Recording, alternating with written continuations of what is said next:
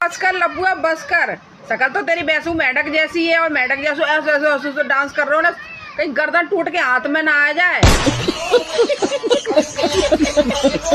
सीमा हैदर की बेटी को नागरिकता नहीं मिल सकती, स्थायी नागरिकता नहीं मिल सकती।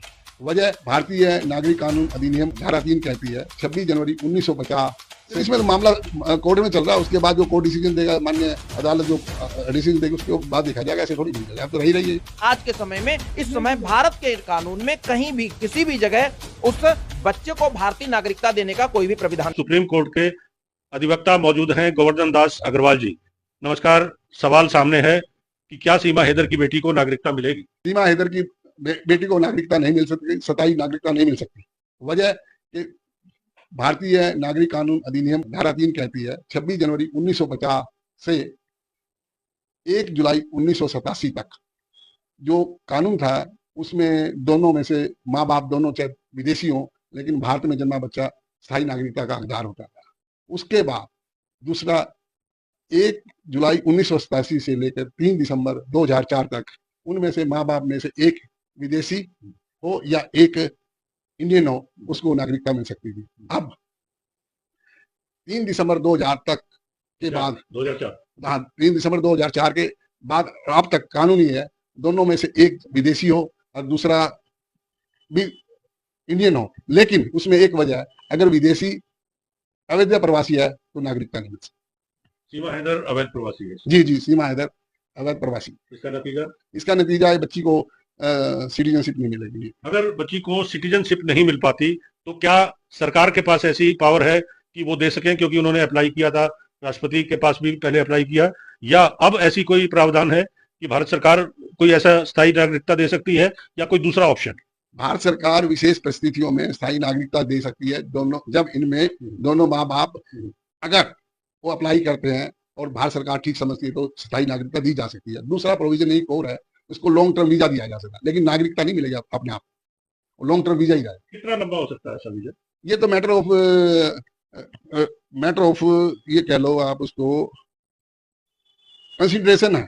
कंसिडरेशन क्या है कि इसमें कितनी तकनीकी कमियां हैं उसको देखा जाएगा। उसके पहले मैटर सब जुडिस है, ऐसे किसी को जो ये कानून है उसमें तो इसको स्थायी नागरिकता बच्ची को नहीं मिल सकती। लेकिन लगातार विपक्ष चाहता है कि सीमा हैदर को जेल भेजा जाए या उन्हें तुरंत वापस पाकिस्तान भेजा जाए। इसमें अड़चने क्या? इसमें कोई अड़चन, इसमें तो मामला कोर्ट में चल रहा है, उसके बाद जो कोर्ट डिसीजन देगा, माननीय अदालत जो डिसीजन देगी उसके बाद देखा जाएगा। ऐसे थोड़ी भेजा जाएगा, अब तो रही रही है।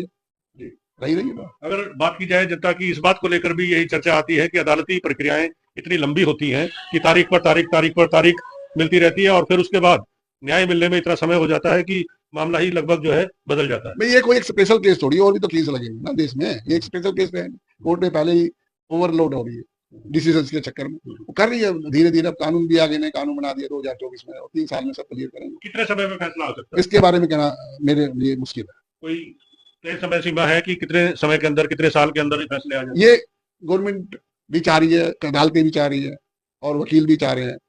उम्मीद है कि प्रोसेस को फास्ट करा जा रहा है, तेजी से किया जा रहा है, उसको जो भी समय लगा तो लगे। सीमा हैदर ने बेटी को जन्म दिया है, पाकिस्तान की नागरिकता है, उसके पास हिंदुस्तान की नहीं है। अब बड़ी बहस छिड़ गई है कि क्या सीमा हैदर की बेटी को हिंदुस्तान की नागरिकता मिलेगी या नहीं मिलेगी।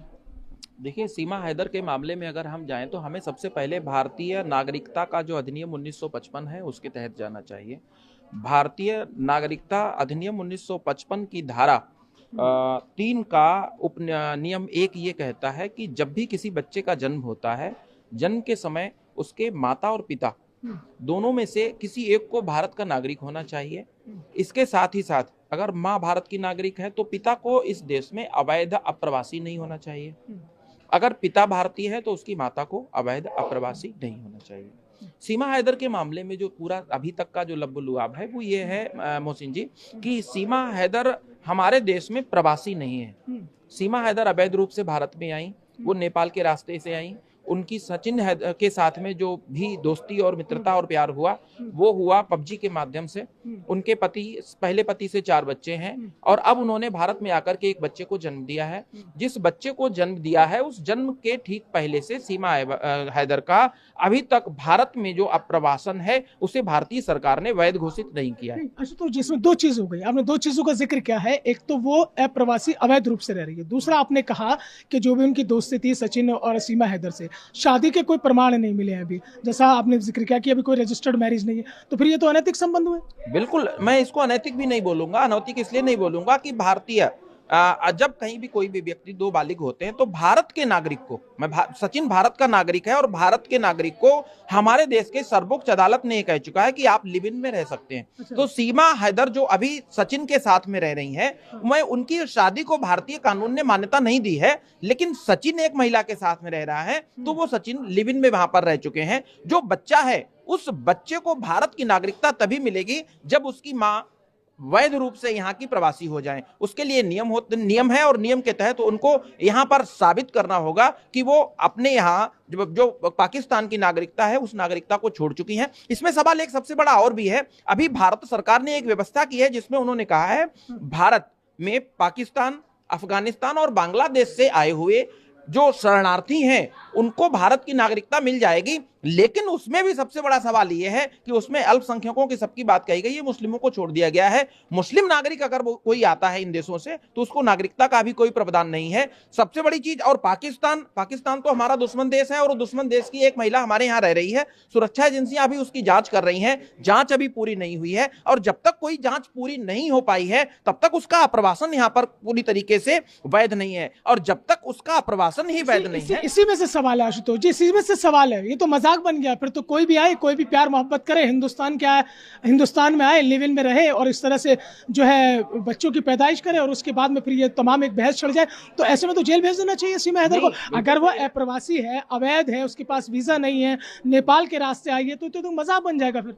ये तो बिल्कुल सही बात आप कह रहे हैं। मैं तो इस बात का पहले से ही पक्षधर रहा हूं कि एक व्यक्ति जो दुश्मन देश से यहाँ पर आया हुआ है वो आकर के 1-2 नहीं करीब 1.5 साल से ऊपर से समय से वो यहाँ पर रह रही है। सुरक्षा एजेंसियां उस समय जबरदस्त सक्रिय हुई, उसकी जांच भी हुई कई बार। अभी ट्रंप ने तो बहुत अच्छा व्यवस्था की, उन्होंने, हम लोगों ने उस पर हो हल्ला भी मचाया था और ये कहा था कि हमारे देश में ये लागू क्यों नहीं होना चाहिए। तो वो चाहे किसी भी देश का हो, मैं पाकिस्तान की ही बात क्यों कह रहा हूं, अप्रवासी अवैध अप्रवासी है और अवैध अप्रवासी किसी भी तरीके का हो उसको डिपोर्ट करने की जिम्मेदारी भी बनती है भारत सरकार की। हालांकि अभी सचिन और सीमा के मामले में मानवीयता के आधार पर उसको हो सकता है यहां पर रहने दिया गया हो, लेकिन उसकी जांच अभी खत्म नहीं हो गई है। एलआईयू की टीमें आज भी उनके इर्द गिर्द रहती हैं, उनके मोबाइल फोन्स की चेकिंग आज भी होती है, उनकी डिटेल्स आज भी चल रही है, कोर्ट में उनका मामला चल रहा है। अब अगर कोर्ट में मामला आता है और सीमा हैदर को पाकिस्तान भेजने की व्यवस्था की जाती है तो कोर्ट को यह तय करना होगा कि जो बच्चा भारत में जन्म लिया है वो सचिन के साथ में रहेगा या फिर सीमा हैदर के पास जाएगा। लेकिन अगर आज की डेट में अगर सीमा हैदर के बच्चे को भारतीय नागरिकता देने की बात कही जाती है तो मैं कहता हूं कि आज के समय में, इस समय भारत के कानून में कहीं भी किसी भी जगह उस बच्चे को भारतीय नागरिकता देने का कोई भी प्रावधान नहीं है। भारत के कानून में कोई प्रावधान नहीं है, लेकिन बहस यही छिड़ी हुई है। ये तो ऐसे मजाक बन जाएगा कि कोई भी जो है दूसरे देश की सरहद से यहाँ पर आए, प्यार मोहब्बत की ये तमाम कहानियां चलती रहे।